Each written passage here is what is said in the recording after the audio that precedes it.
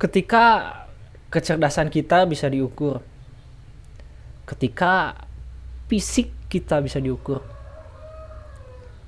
bagaimana jika suatu ketika kualitas jiwa dan mental kita bisa diukur? Mari kita berhayal sejenak. Teknologi jelas sudah merambak segala jenis bidang.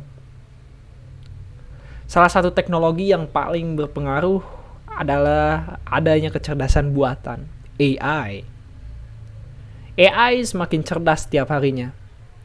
Hingga bagaimana AI mengukur tinggi atau berat kita, atau bahkan kecerdasan kita. Penemuan satuan meter oleh Akademi The Science,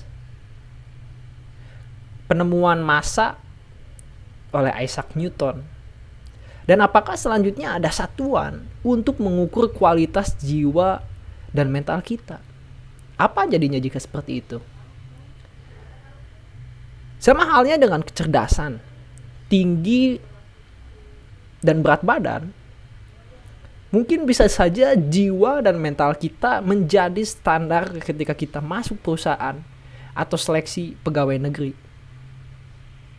Mereka menginginkan orang-orang yang mempunyai mental yang kuat, penyabar, atau berkepribadian yang baik. Atau misalnya dalam keamanan dan ketentraman. Mungkin suatu saat nanti akan ada divisi pertahanan atau divisi baru untuk mencari orang-orang yang dalam tanda kutip membahayakan orang lain. Pihak tersebut bisa mengukur koefisiensi dari orang yang membahayakan.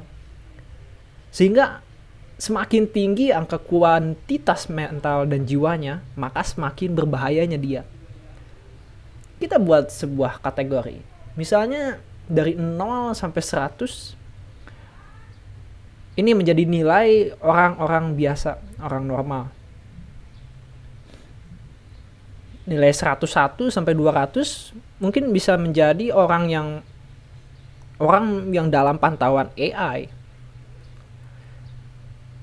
Kemudian 201 sampai 300 mungkin menjadi orang yang perlu ditindak atau bisa jadi dirawat agar mental dan kualitasnya bisa diukur kembali dan bisa lebih menurun agar menjadi normal. Atau bahkan dari 300 ke atas, ini orang yang harus diwaspadai karena orang ini adalah berbahaya. Nah, dengan AI ini bisa mengetahui semua hal seperti itu. Akankah kita semakin tersaring dan semakin sedikit saja orang yang bisa lolos dalam tanda kutip di era baru ini? Mengapa demikian? Karena kita saat ini pun sibuk dengan menyehatkan fisik kita. Namun terkadang kita lupa mengurus bagian yang sama atau lebih penting dari fisik kita. Mental dan jiwa. Kesehatan mereka adalah yang mempengaruhi segalanya dalam kehidupan. Kita harus ingat bahwa AI ini terkenal dengan ketidakberperasaannya. Sebagaimanapun kita cerdas, pasti akan dieksekusi oleh AI ini dan dilabeli menjadi orang yang kurang waras dan seterusnya. Dan ini yang menjadi patokan baik itu kita bergaul dengan orang lain atau hingga akan bekerja. Kita perlu ingat, teknologi itu nggak bisa kita prediksi perkembangannya. Mungkin bisa saja apa yang saya ucapkan sekarang akan benar-benar terjadi ke depannya. Jadi apa jadinya jika masa depan AI pada pengukuran kuantitas jiwa manusia?